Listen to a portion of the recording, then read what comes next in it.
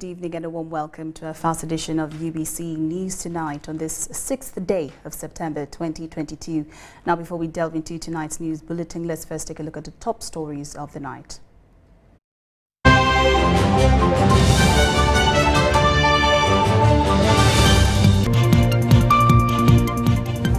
And in our top stories tonight, 14 ex-rebel combatants denounce rebellion, granted amnesty. Speaker of Parliament stops Nyege Nyege festival over morality issues. President-elect William Ruto set for uphill task with Kenya's economy. And in sports, Uganda to host the 5th International Para-Badminton Tournament.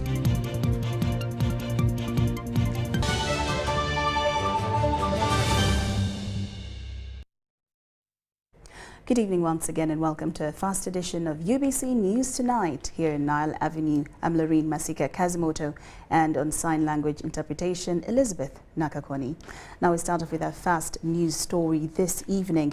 The Amnesty Commission has granted amnesty to 14 ex-combatants after denouncing their intentions to participate in any rebel activity. Now, 47 others are still under trial in connection to rebel activities against the current regime. We have more details in this report.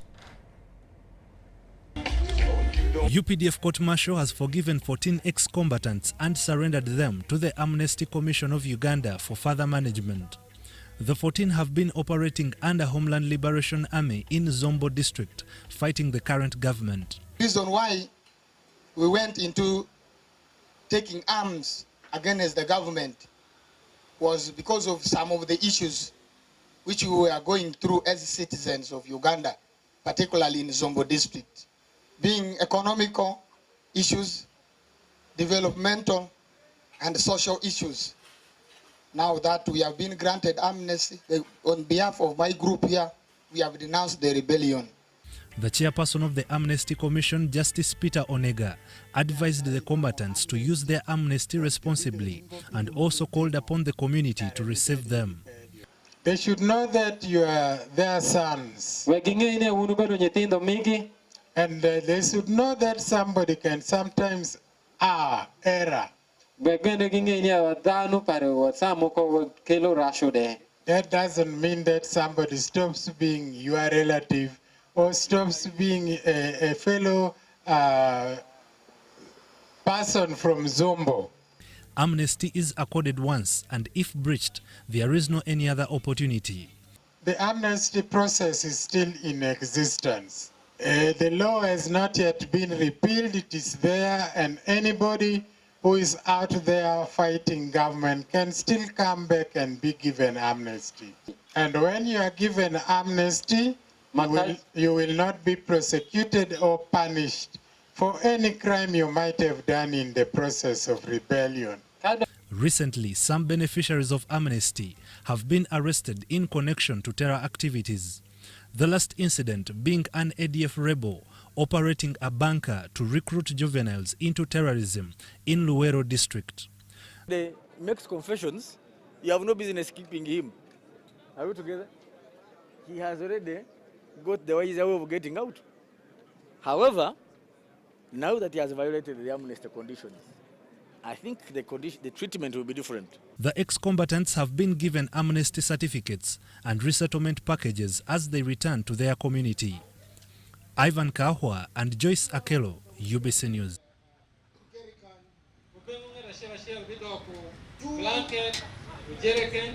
Now, the Speaker of Parliament, Anita Among, has directed an immediate halt of the upcoming Nyege Nyege festival that has been programmed to take place in Jinja next week.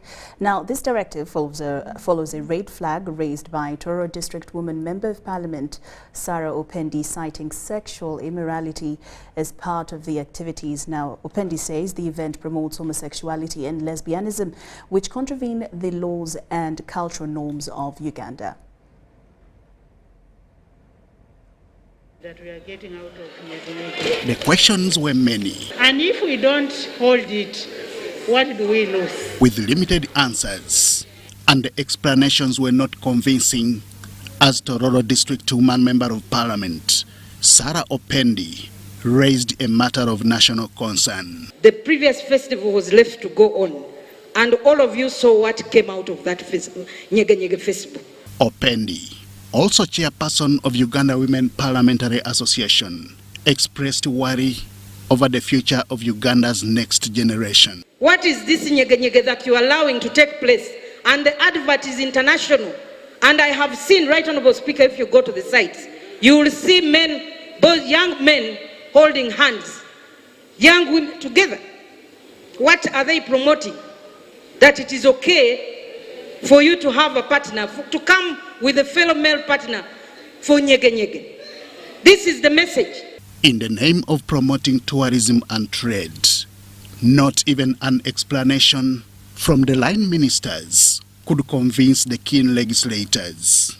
One of the conditions which we had told them, one, children below 18 years were not supposed to attend that event. The second one, nobody should go to that event naked. But the bigger picture is, Nyege Nyege is an event, as we speak now, has around 8,000 foreigners that have already paid tickets and have booked to come and sleep in this country. Right Honorable Speaker, if the tourism minister wants Nyege Nyege, let him take it to his district. Let them take it to Mbarara, Right Honorable Speaker. It is at this point that the Speaker of Parliament, Anita Among, joined other legislators to question the motive of the event. We are not going to allow that function to take place.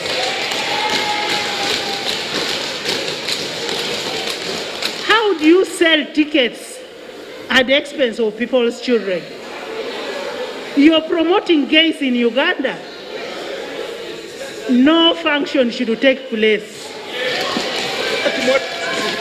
Members of Parliament welcomed the Speaker's ruling. The decision the Speaker has taken is the best, and it is in the interest of the country, because this event of Nyege Nyege is exposing our younger generation to immorality. When you read in the papers, there are events in Europe, there are beer events, drinking beer, there are musical events. So what exactly is the Nyege Nyege event? Does it want to promote the Ugandan beer? Is it promoting tourist attractions like the source of the Nile and the falls? In some circles it could mean tourism resources, and yet in some circles it comes with issues of immorality. So there's a need for government agencies to get more information. Citing Uganda as a religious country, the MPs want Ugandans to carefully choose which foreign cultures to embrace.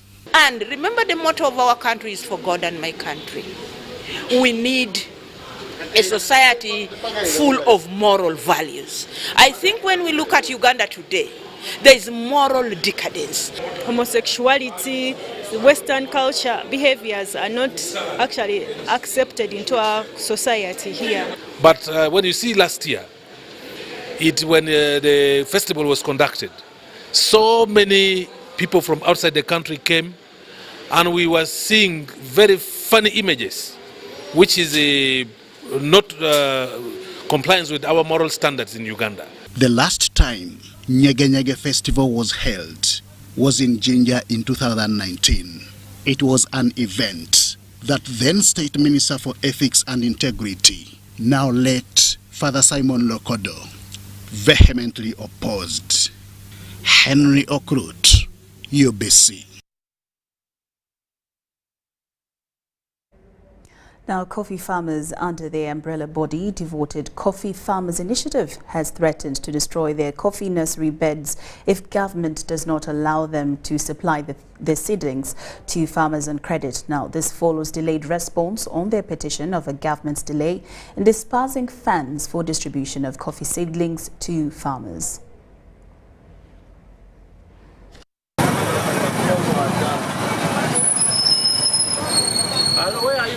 Coffee farmers carried samples of coffee seedlings under their umbrella of Devoted Farmers Initiative, marching to Parliament in a peaceful demonstration, protesting delays by government in disbursing funds for distribution of coffee seedlings to farmers.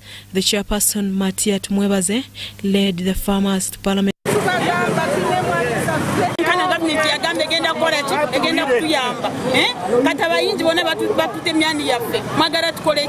The process of distribution of seedlings was supposed to start in March this year, but was halted by government following the launch of parish development model. Coffee farmers and nursery bed seedling operators claim they were not consulted. We were very eager to supply the seedlings, but to our dismay, we never supplied.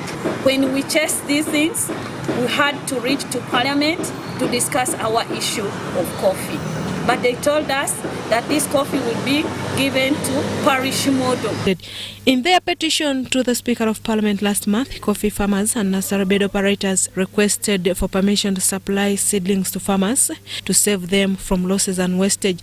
The petition from Devoted Coffee Farmers Initiative Uganda was presented by Shema District Woman Member of Parliament Rosemary Nyachikongoro and Mwenge North County MP David Muhumuzi. If the government can agree, we supply, they give us order, we supply this coffee we have, because we are going to lose that money. Although the Ministry of Finance and that of Agriculture were supposed to respond on the matter in Parliament, no communication has since been received. And the nursery operators have already invested a lot of money in raising the seedlings. This was very abrupt because UCDA never informed us that they are not buying the seedlings this season to give to the farmers. The farmers and coffee nursery bed operators want government to allow them to distribute seedlings on credit for at least this season to save them from losses. Give us time to give farmers and this coffee we have in the garden or the sites so that they can take it. They anticipate a loss of 500 billion from the overgrown seedlings and accumulated bank loans. The money we went to banks, we can't go for more loans because loans are really many. We are stuck.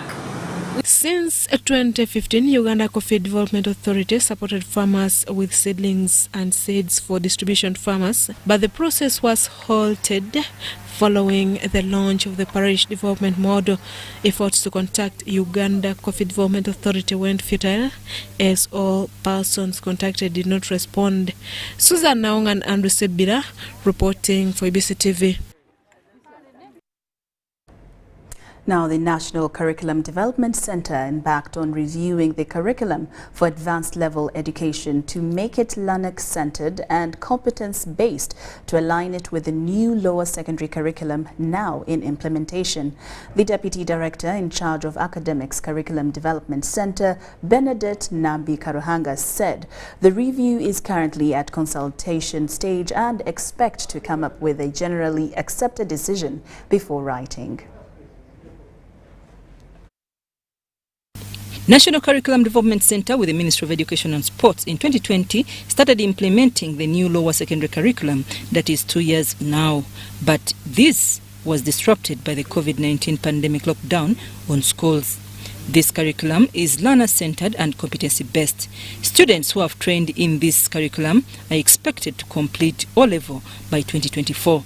National Curriculum Development Center carried out a needs assessment to identify the gaps in the current A-level curriculum. Learners have been exposed to a curriculum which is learner-centered and which is competence-based.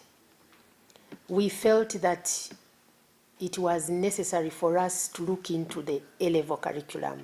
Issues come up, like issues like HIV/AIDS, issues like gender, climate change, and so on, including COVID-19. We have not been reviewing the whole curriculum. We've just been bringing on board a few sections to integrate in the curriculum. Results from the study indicate that a section of members of the public would have loved to have the A-level curriculum vocationalized, hence NCDC embarking on carrying out stakeholder consultations to see whether such a curriculum is implementable. We are thinking that there are different ways. We can choose to say, others was proposing that we could have, each of the learners have a vocational subject in addition to their normal subjects, while others felt that we could also consider vocationalizing the subjects in themselves by integrating vocational elements and vocational concepts within the subjects. Since the curriculum is still under consultation stage, NCDC has not yet determined the subjects students are going to offer, combinations and curriculum menu, since some members of the public propose a reduction. In the new lower secondary curriculum, ICT was integrated as a tool for learning to expose learners to ICT skills. This coupled with the COVID-19 situation that taught them that blended learning needs to be given priority. However, as they review the A-level curriculum, respondents propose integrating ICT in all subjects at A-level and also learn it as an independent subject. To see that ICT is integrated in the subjects, but also is taught as a subject.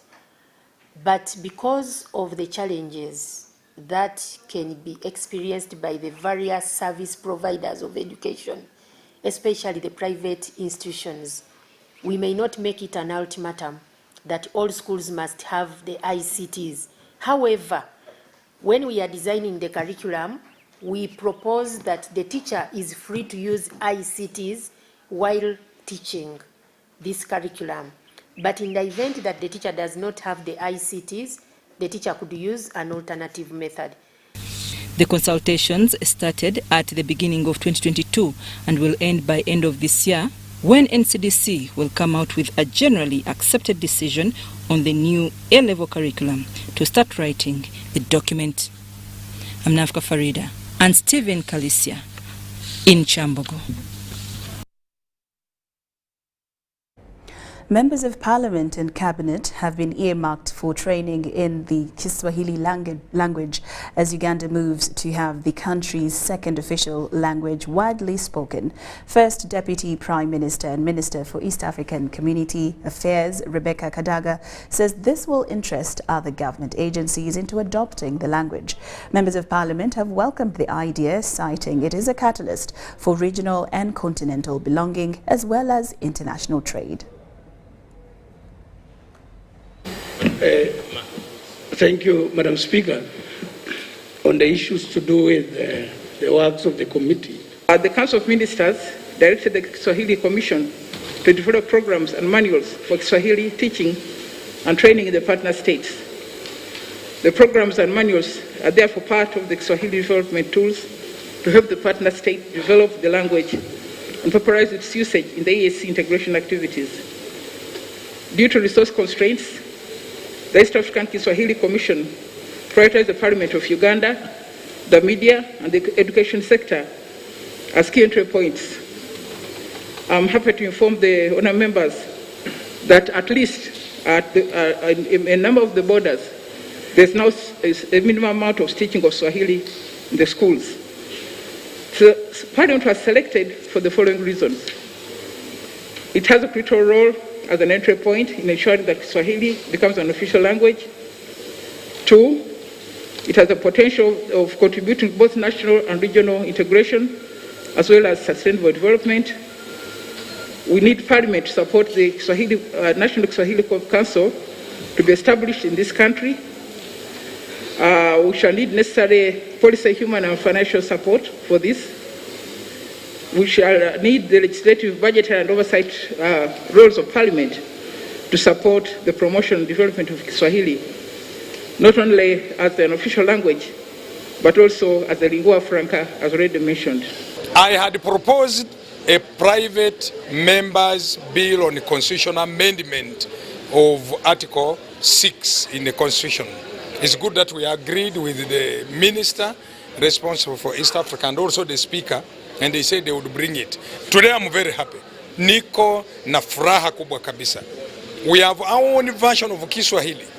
I want to say in this country, apart from us lawmakers and those of us who are out of a certain class, the Western style of class, the rest about 30 also millions speak Kiswahili in this country. The idea of promoting Kiswahili is a very good idea. That is a very idle provision in our constitution. It's one of our official languages. Other than English, we are supposed to have Kiswahili. But you find that with the embracing of the East African community that we are going into, one of the cross-cutting languages is Kiswahili. But you find that to quicken our footsteps in the whole region, Uganda is one of the most lagging countries that Kiswahili is not embraced fully. But we are not moving according to the pace which other countries are moved. So for me, since we are lagging behind, if in this next financial year resources can be availed at different levels, even the local government level, so that these councils, the local councils, even the honorable councillors and some other meetings of that nature, they use Kiswahili as one of the languages. I think it will be good. It will ease our trade. Yeah, for example, me, I'm from Sabei region. Sabei, we border Kenya, and the main language in Kenya is Kiswahili. So doing business, trading sometimes becomes difficult. And that's why this is a very good opportunity for us. And my people, when they heard about it, they actually happy. We all need this language as Ugandans. The MPs need it, the cabinet needs the language, the Wananchi also needs the language, so that we are able to integrate effectively in East Africa. If we don't learn Swahili, we shall still find difficulties in the issue of integration as a country. All right, now leaders under the Nile Basin Initiative want the African Union barring efforts that undermine promotion of unity among African countries. As the African leaders await the next African Union summit, leaders think developments which foster integration and unity should be prioritized. Now this follows a concern that the utilization of the River Nile waters has become more of a race to riparian countries than a solution to African challenges. The NBI leaders are in Ethiopia in a conference on equitable and reasonable utilization of the Nile water. We have the details. The second day conference on equitable and utilization of the Nile water has raised a need to prioritize unity among African countries. Integrating Ethiopia into the East African community was also raised in the Addis Ababa Symposium, which attracted over 500 participants. The leaders under the Nile Basin Initiative recognize the rapid increase in the African population, and it becomes imperative to utilize the Nile water to serve member states. Access to clean water and electricity, water bank for severe drought, and reduction of flood risks are some of the interventions for discussion. Because time is right, and perhaps this is the moment and this is the time to write a new chapter over the Nile history.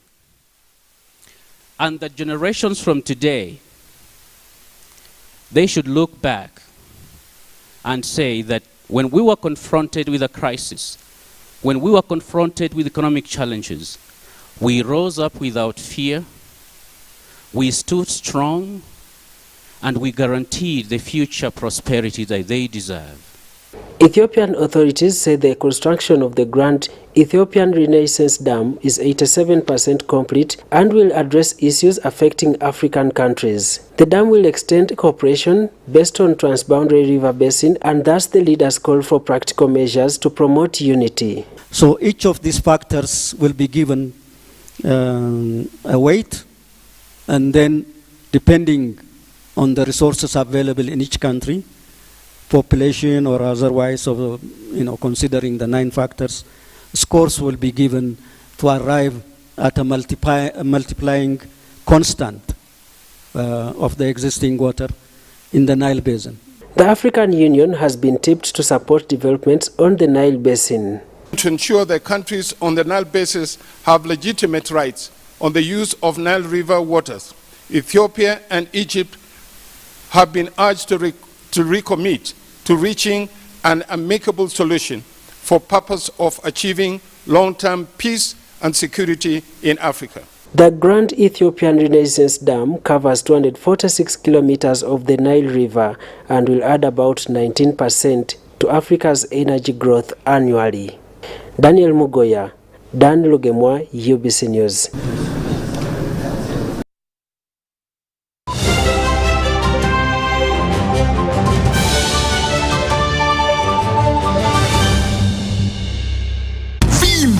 Ni MTN Kabode Super as you pay mpola for this smartphone. Make calls, update your WhatsApp status, watch YouTube, and Google anything under the sun with 2 GB worth of data every month for 7 months. Simply make a small deposit of 99k and pay the balance mpola. You can pay in daily, weekly, or even monthly installments while you enjoy your new phone. So what are you doing today? Visit any MTN shop near you and get the MTN Kabode Super easy.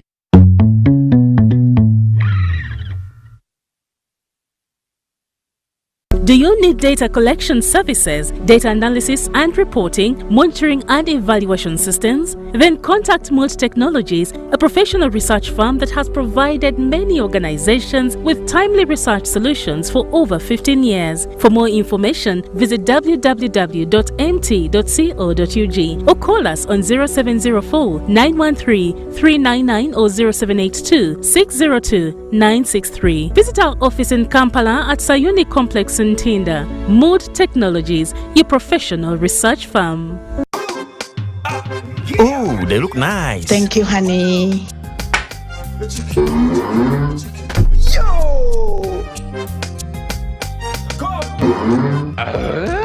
Yo!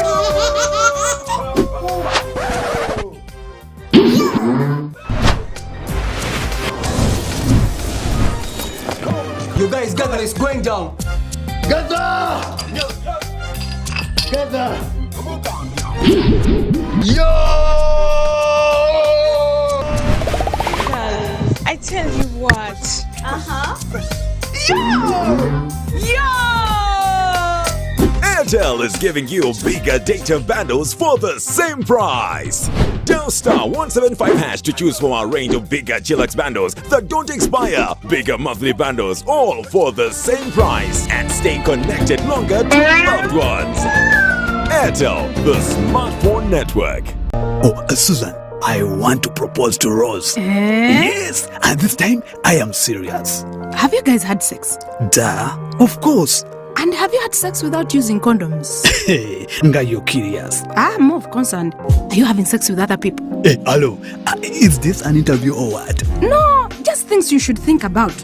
Do you know Rose's HIV status? Okay, this is serious. Should I be worried? It is actually serious. Do you know your HIV status? I think I am safe. Many times we get into situations that put us at risk of HIV. However, the first step to ending HIV is getting tested and knowing your results. It's Time Up HIV. Call 0800-211-046 or text 8080 toll-free for more information about how to prevent HIV. This message is brought to you by Ministry of Health with support from USAID. At Timex Nutrition Center, we advise you on the right foods to eat, exercise profile to adopt, and lifestyle strategies which are compatible to your blood group and genotype. This empowers your body to prevent and treat many diseases like diabetes, blood pressure, arthritis, ulcers, obesity, and many others. For more information, find us at our head office in Kampala on Nassa Road, Conrad Plaza, 2nd floor, or call 0758-819-952 or 0778-288-361. We also have other branches in Bara and Jinja.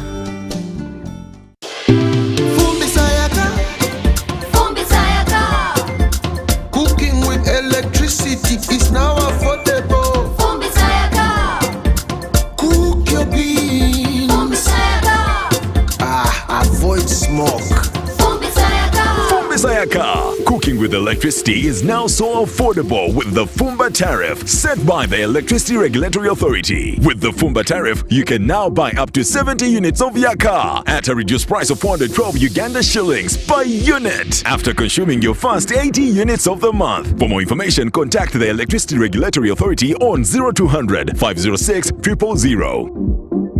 Beat the the back-to-school hustle today. Pay school fees conveniently using Airtel Money. Dial *185#. Select option 6, school fees. Select to pay using Bridge Schools, School Pay or Peg Pay. Select option 1, pay fees. Enter student number. Enter the amount. Enter the PIN number to complete payment. Airtel Money. Instant, secure, borderless.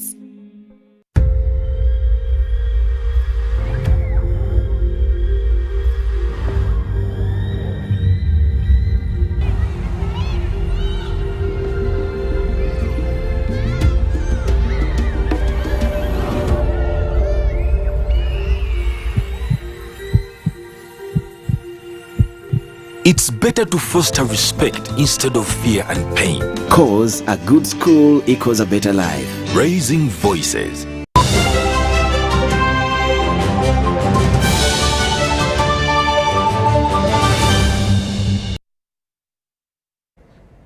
Welcome back from that break, and we're glad that you're still with us. Now, in more news, Ugandans exporting to the United States of America under the African Growth Opportunity Act, AGOA, want government to implement supportive programs, including a straight flight to the U.S. The exporters were meeting Minister for Trade, Industry and Cooperatives, Francis Mwebesa, in Kampala. The African Growth Opportunity Act, AGOA, came in 2000 under the Clinton administration to foster economic development for 38 African countries, including Uganda, through export promotion. Since then, exporters have penetrated the U.S. market. While meeting Minister for Trade, Industry and Cooperatives Francis Mwebesa, exporters wanted, among others, issues of market attaches at all embassies. So now our products first go to Europe and then re-exported to America as made in Europe. How can we be supported?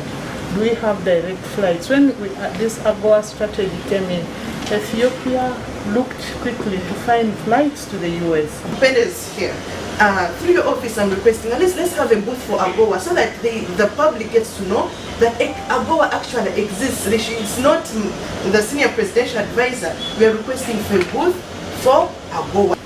So when you design new products, they need to be designed specifically for that market.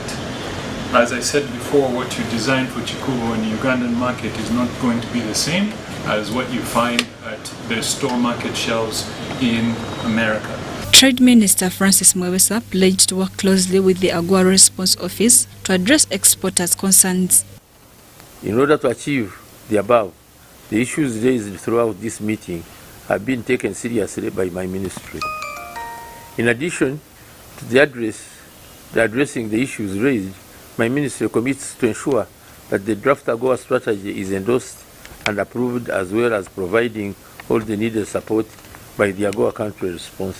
The senior presidential advisor on AGOA, Susan Muhwezi, agrees with the AGOA initiative in increasing the number of products being exported to the U.S.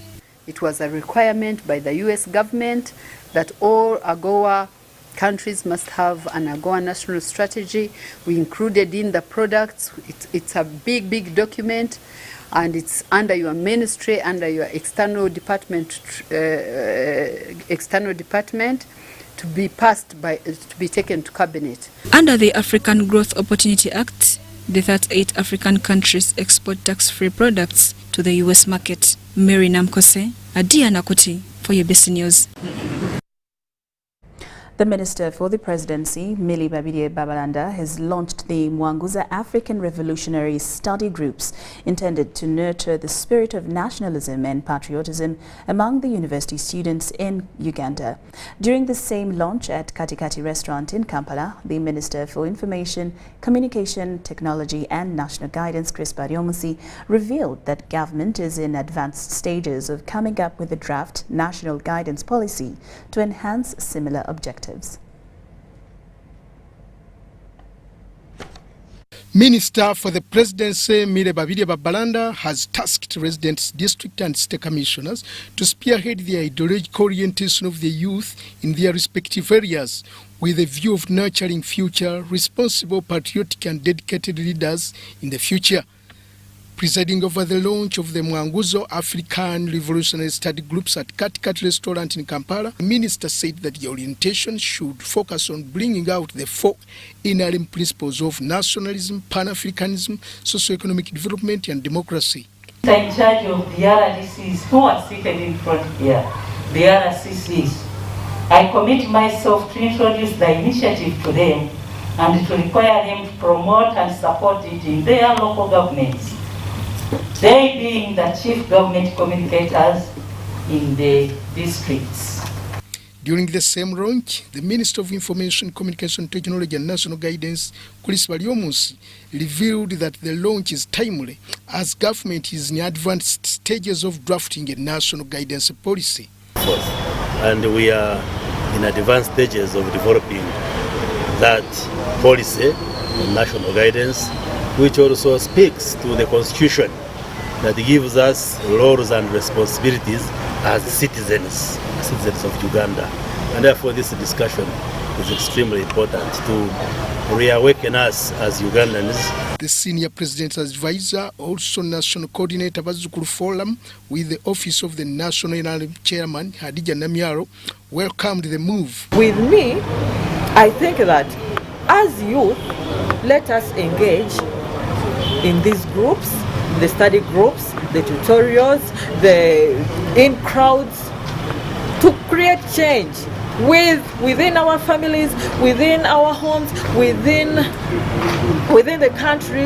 The Mwanguzo initiative is coordinated by the Senior President's Advisor Political Affairs, David Mafabi, a Swahili word meaning brightness. The initiative will supplement existing efforts like the Patriotism Secretariat, the National Political Leadership Institute, Chankwanzi, among others. Several RDCs, academicians and Pan-Africanists, among others, attended the launch. Edward Colin Juko for UBC, Kampala. Now, State Minister for Local Government, Victoria Businje Rusoke, has recommended a fully constituted and competent District Service Commission for Ntoroko to observe staff recruitment challenges in Ntoroko District.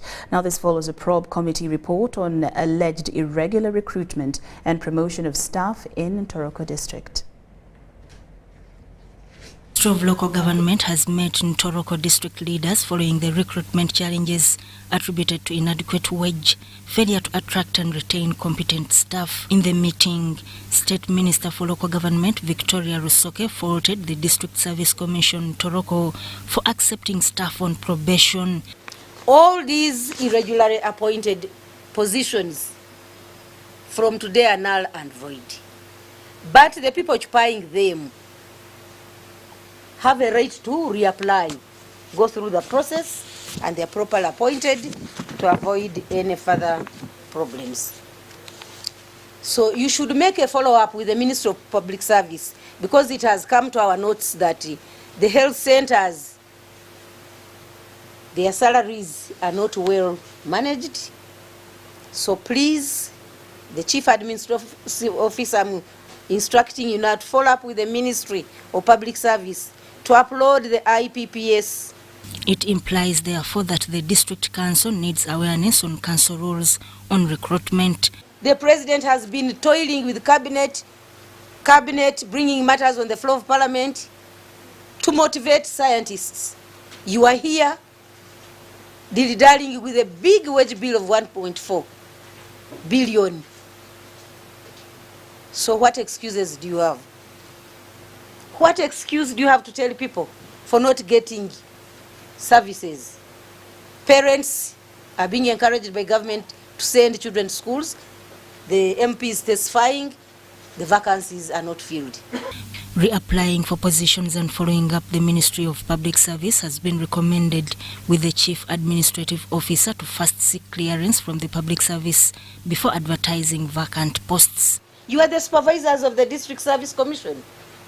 They can't do things out of their own. They are not independent of the council.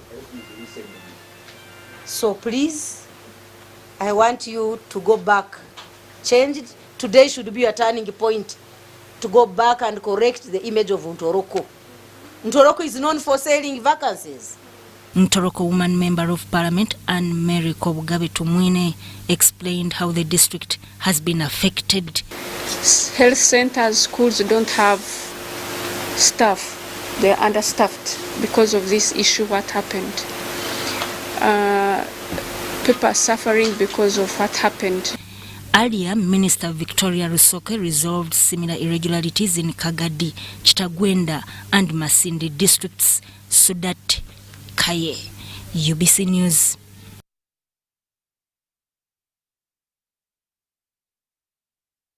Although schools opened for third term 2 days ago, some government schools under UPE and USE, the turn-up of learners is still low. Now, school administrators say parents are still holding them to work in the gardens as they take advantage of the rainy season.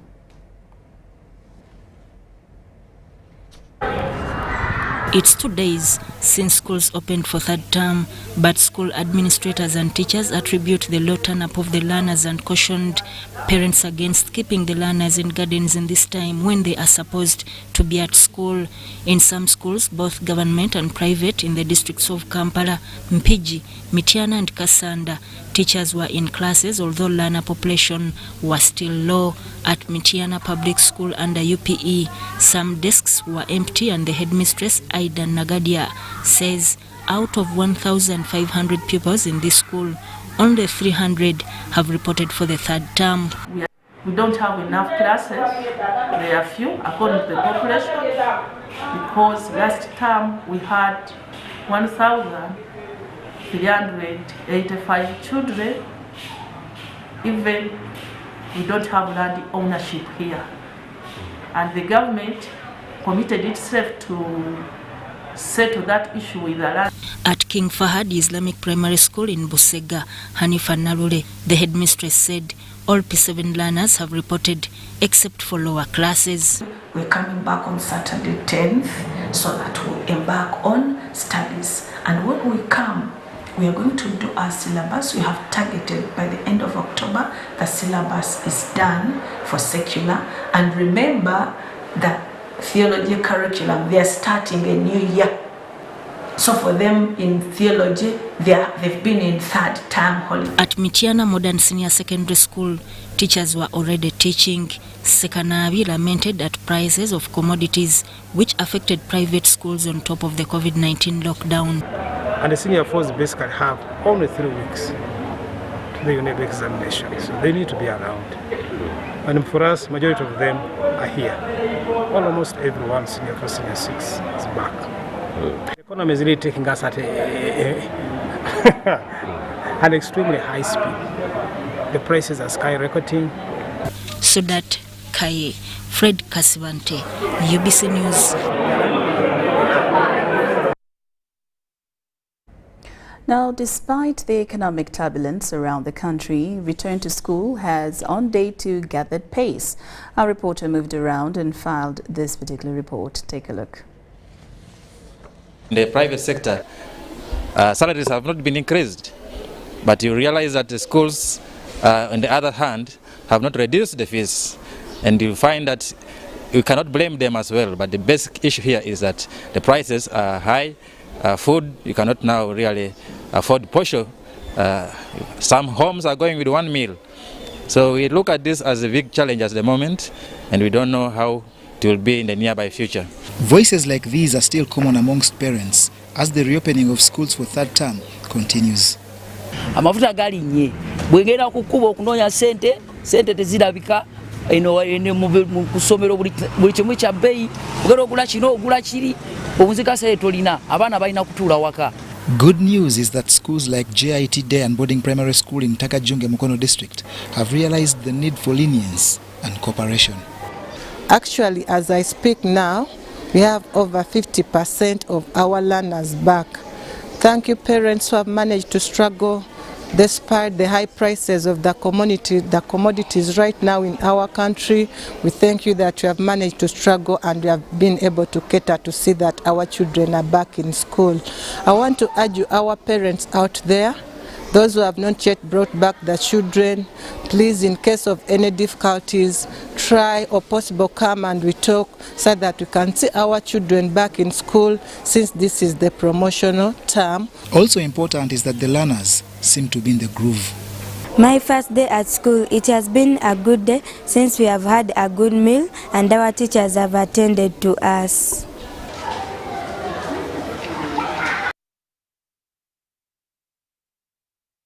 UBC News Tonight takes a very short break, but we'll return with much more after this bullet.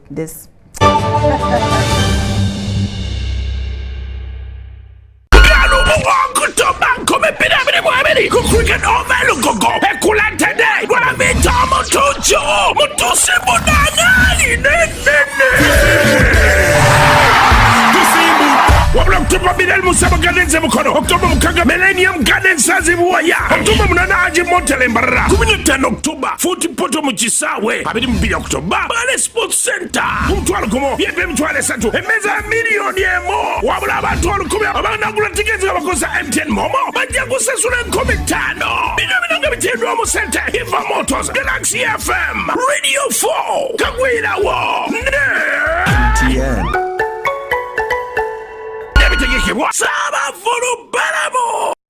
Do you need data collection services, data analysis and reporting, monitoring and evaluation systems? Then contact Mold Technologies, a professional research firm that has provided many organizations with timely research solutions for over 15 years. For more information, visit www.mt.co.ug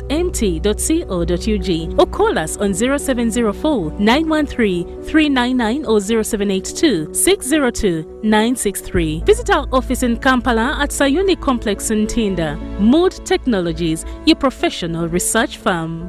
Meet Professor Petero. He knows something every hustler in UG is gonna love. Oh, see. You say I was just trying to get the documents to register for Airtel Money. You don't need the documents. You just say to register. What's going on here? He sells things from the shop, and behind my back, he gets the money and gives it to his girlfriends. But just get Airtel Money Pay so that all money comes direct to your business wallet, and only you, the owner, have access to it. Just dial *185 *10 hash, and now you are on. No waiting. Huh? This insanity is sweet. Give them also. I only take Airtel Money Pay. It's easy and secure. Yes, become a safer and more efficient cash-free business today. Easy. Not mixing your business money with your Kameza money. No, that's efficient. Airtel Money. Instant, secure, borderless. At Timex Nutrition Center, we advise you on the right foods to eat, exercise profile to adopt, and lifestyle strategies which are compatible to your blood group and genotype. This empowers your body to prevent and treat many diseases like diabetes, blood pressure, arthritis, ulcers, obesity, and many others. For more information, find us at our head office in Kampala on Nassa Road, Conrad Plaza, 2nd floor, or call 0758 819 952 or 0778 288 361. We also have other branches in Mbara and Jinja. Forget last season. Forget the oohs and the ahs. Forget every moment that stole the show, because the real show is here on GoTV. It's the new season. It's action-packed, and it's going to be non-stop football. With over 1,000 games from more than 7 leagues and cup competitions, plus a World Cup. Make sure you get the best seat in the house this new football season. Get a GoCoder with 1 month of GoTV value for only 25,000 Uganda shillings and enjoy non-stop football. GoTV Uganda. Love it. Vimba! Ni MTN Kabode Super as you pay mpola for this smartphone. Make calls, update your WhatsApp status, watch YouTube, and Google anything under the sun with 2 GB worth of data every month for 7 months. Simply make a small deposit of 99k and pay the balance mpola. You can pay in daily, weekly, or even monthly installments while you enjoy your new phone. So what are you doing today? Visit any MTN shop near you and get the MTN Kabode Super easy.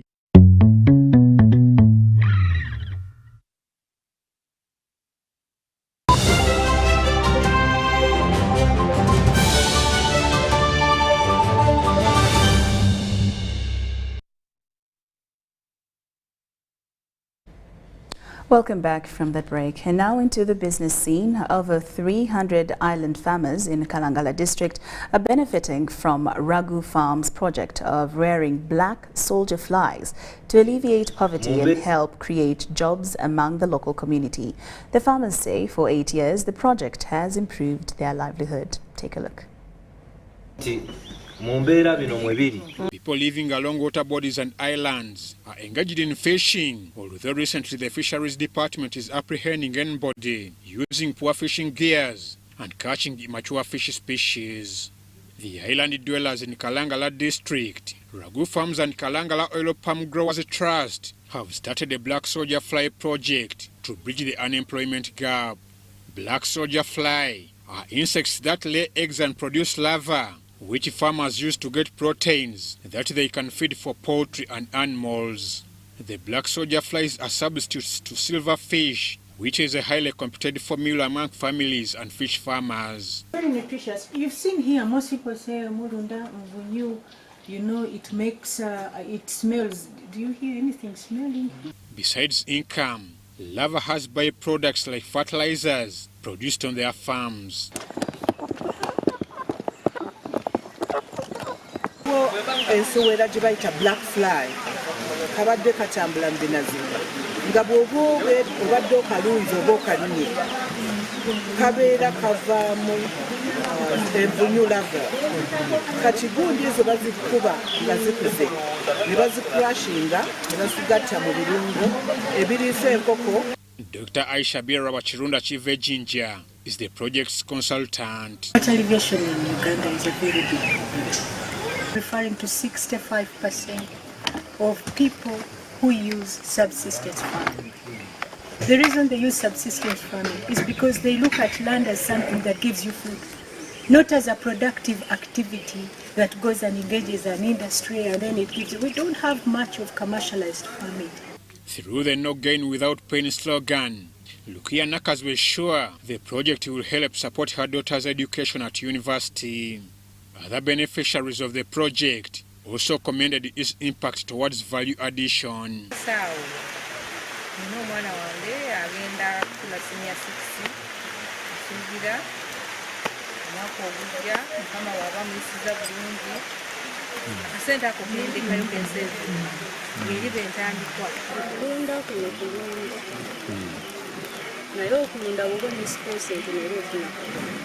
David Bilonda Mukasa, working with the Kalangala Oil Palm Growers Trust, applauded the project's funders and its significance to the community.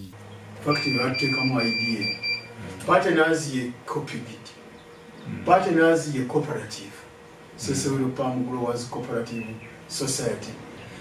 Ne bakulizawo obusowera bwabwe ne bukola obuvunyu ne babutunda ne bafuna sente.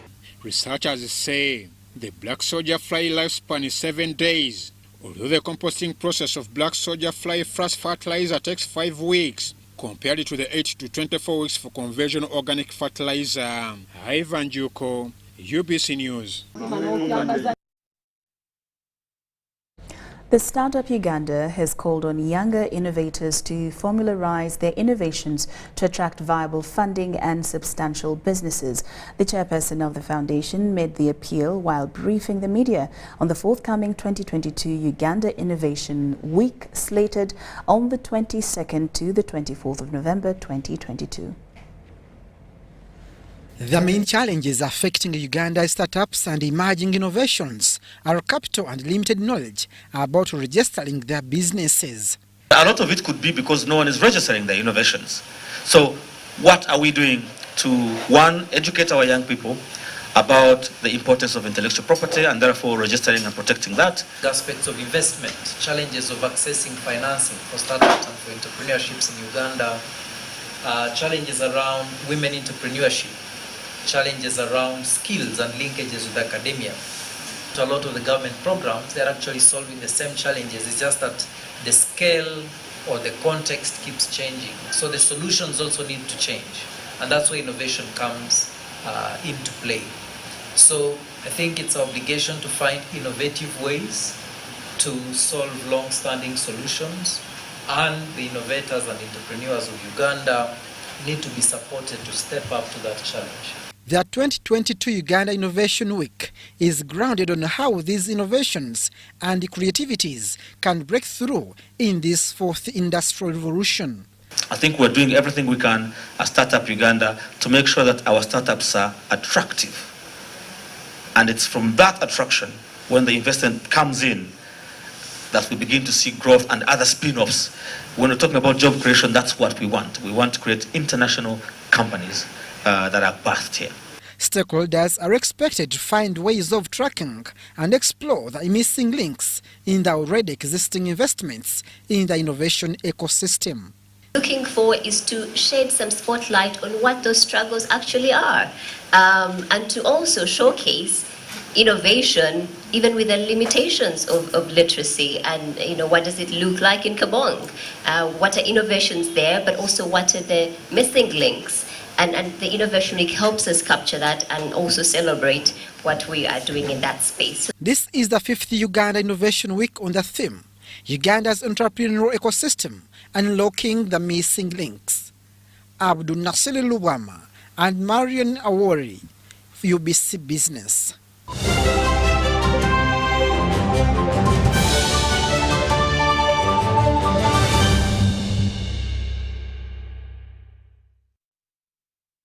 Now, away from Uganda, Kenya's President-elect William Ruto has an uphill task of stabilizing the economy and making things move in the right direction. Kenya, a middle-income nation with plans of becoming a newly industrialized nation by 2030, is facing numerous challenges, among them corruption, high taxes, and the alarming rise of the cost of living. Now, with all this and more, it seems that Dr. William Ruto's honeymoon is over before it actually begins. Take a look. President-elect William Ruto says he owes his victory to God and assures his detractors that he will not seek revenge. The president-elect will be sworn in on the 13th of September 2022. In a televised speech last evening, said that his focus is on the future of the country, adding that the current challenges Kenya is facing on the social and economic front needs all hands on the deck to have things move in the right direction. We are a very responsible people. Government is a continuous enterprise, and we will complete all the projects that have not been completed, as we have said, and we will build on that foundation the programs that we have committed to the people of Kenya, and we will hit the ground running because we are aware of what we need to do. The outgoing President Uhuru Kenyatta also issued a brief statement following the Supreme Court's decision to uphold the presidential election results. Kenyatta vowed to oversee a smooth transition to the next administration, ending speculations on whether he will be part of a process enshrined in the Kenyan constitution. And indeed, it is my intention to oversee a smooth transition to the next administration, and all the necessary orders to facilitate this process have already been issued. As the ball starts rolling towards the ushering in of a new administration that will steer East Africa's largest economy for 5 years, we take a keen look on the status of the economy Ruto, often referred to as the hustler-in-chief, is inheriting. Analysts argue that Ruto's honeymoon is over before it actually begins. Their argument is based on the dire straits in various sectors that the country is currently grappling with.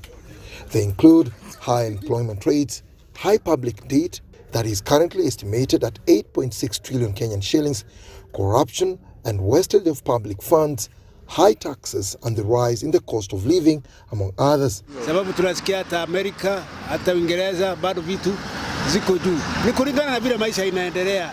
To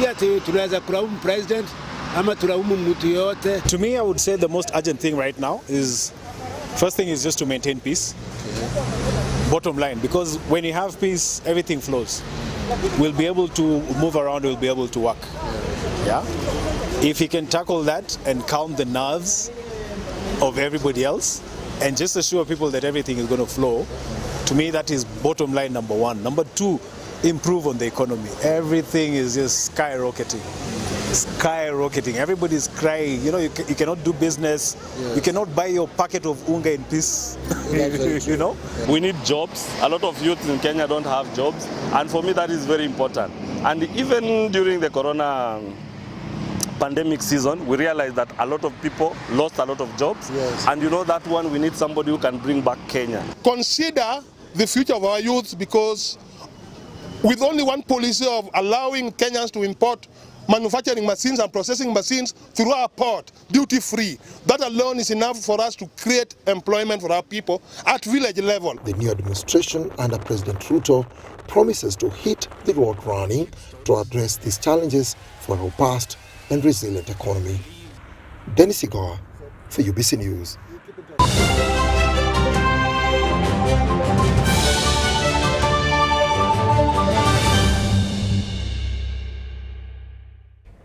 And now into sports. The FortBet Real Star Awards for the month of August have been held, with winners crowned at Route 256 in Lugogo. John Ban Sentamu with more.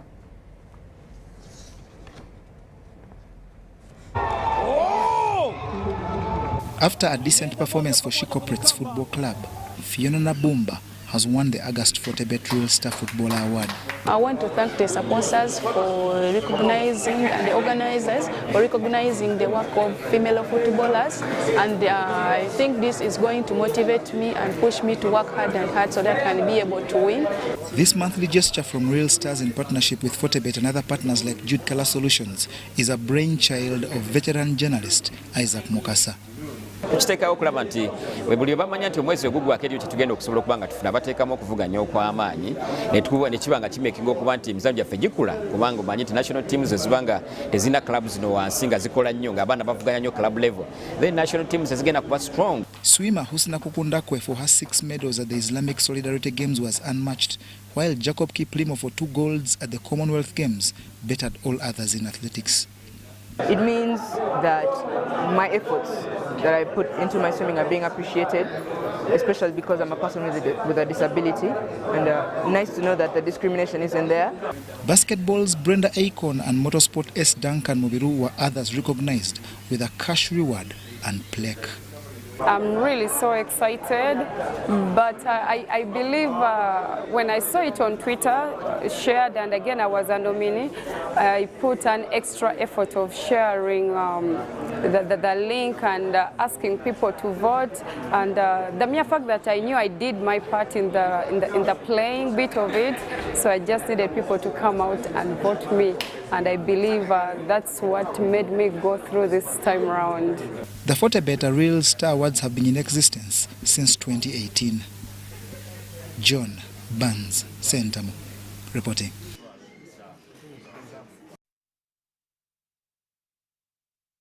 With that, we come to the end of this newscast, but do join us at 10 o'clock for this and much, much more in UBC News Tonight. I'm Lorraine Masika Kazumoto and Elizabeth Nakakoni in Sign Language Interpretation. We will see you at 10.